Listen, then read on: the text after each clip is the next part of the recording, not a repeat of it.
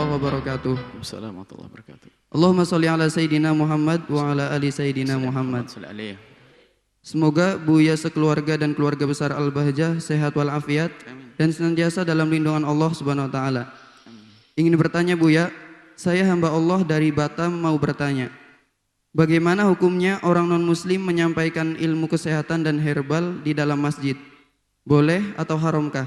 Syukran Buya. Wassalamualaikum warahmatullahi wabarakatuh. Waalaikumsalam warahmatullahi wabarakatuh.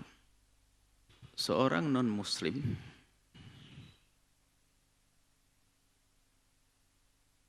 yang bukan harbi,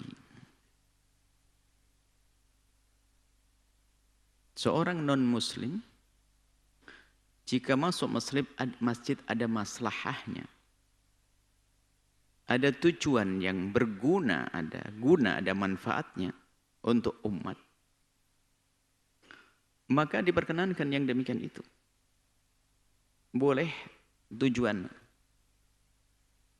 dengan atas izin orang-orang yang beriman.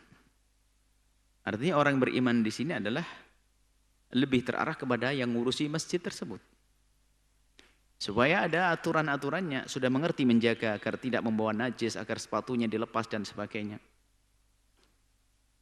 Ini adalah secara umum seperti itu, khususnya di dalam madhab kita Imam Syafi'i. Ada rinciannya dalam madhab-madhab. Bunyinya begini, dan menurut Imam Abu Hanifah misalnya, boleh masuk masjid manapun termasuk Masjidil Haram, tentunya atas dengan izin, atas tujuannya jelas. Ada maslahat misalnya untuk membuat pembangunan, untuk apa, untuk maslahat, atau untuk belajar agar mendengar kalamullah. Diizinkan masuk masjid, seperti dalam ayat lain disebutkan. Untuk mendengar kalamullah boleh. Menurut madhab Abu Hanifah itu. Ada menurut madhab Syafi'i semuanya boleh asalkan diizinkan oleh orang yang beriman, kecuali Masjidil Haram tidak boleh. Menurut madhab Imam Syafi'i. Ini yang kami sebutkan tadi. Jadi boleh asalkan dapat izin. Bahkan sebagian mengatakan walau biizni muslimin wahidin, seorang muslim yang mengizinkan. Tapi ingat itu adalah ada tujuan, ada maslahatnya. Bukan main-main di situ. Dan bukan seorang kafir yang dicurigai, non-muslim mencurigai. Tidak. Normal dia. Pengen dengar kalamullah.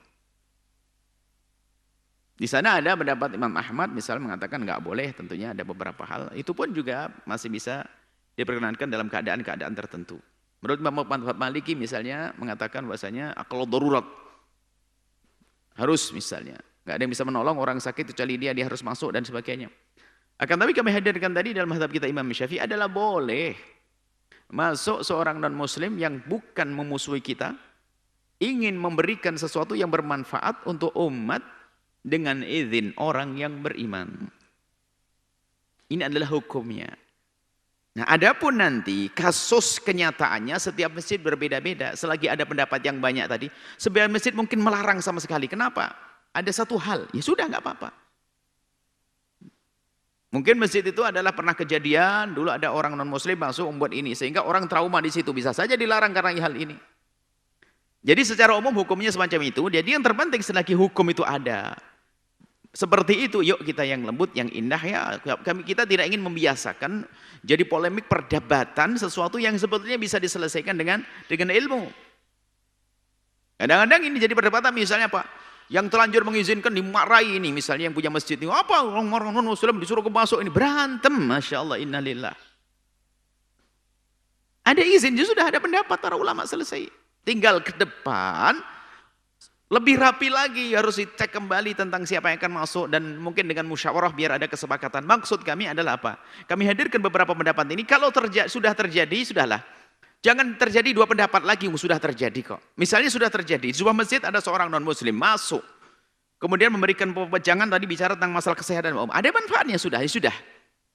Nggak usah disalahkan di KKM dan sebagainya, sudah, karena ada pendapat yang mengatakan boleh selesai, karena untuk maslahat. Kita itu perlu menjaga kesatuan umat ini, jangan kita dikit-dikit berpolemik, berdebat, bermusuhan. Ini adalah permasalahan yang memang disenangi oleh musuh-musuh Allah. Iblis senang dengan permusuhan, sudah ya. Kalau memang belum terjadi, belum masuk, mau masuk, ya dilihat masalahnya seperti apa nanti. Kalau sudah, yuk kita ambil pendapat yang berkenankan, selesai. Karena umat ini perlu jaga. Jadi perbedaan para ulama itu adalah untuk membuat kita itu agar sejuk deh, gampang memaafkan deh, jangan dikit-dikit berpolemik ya. Seperti itu. Semoga Allah memberikan hidayah kepada non-muslim yang masuk ke masjid dengan tujuan baik karena untuk maslahat. Karena dia menolong memberikan wawasan tentang kesehatan, masalah untuk umat Islam, masalah untuk umat Nabi Muhammad. Semoga dia juga mendapatkan hidayah sehingga kelak bisa mendapatkan syafaat Nabi Muhammad SAW. Allah a'lam bishawab.